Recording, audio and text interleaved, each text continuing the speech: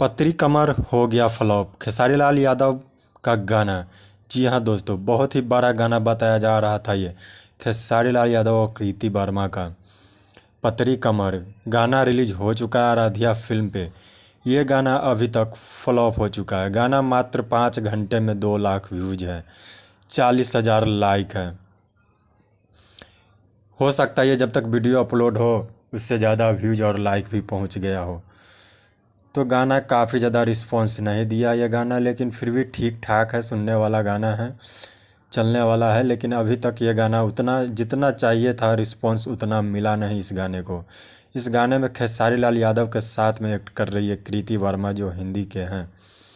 हिंदी गानों big boss में गई हुई थी ये कृति वर्मा, जिनके साथ ये गाना आया खेसारी लाल यादव का पतरी कमर। इस गाने को लिखा था अखिलेश कश्यप ने, गाने को गाया खेसारी लाल यादव और शिल्पी राज ने।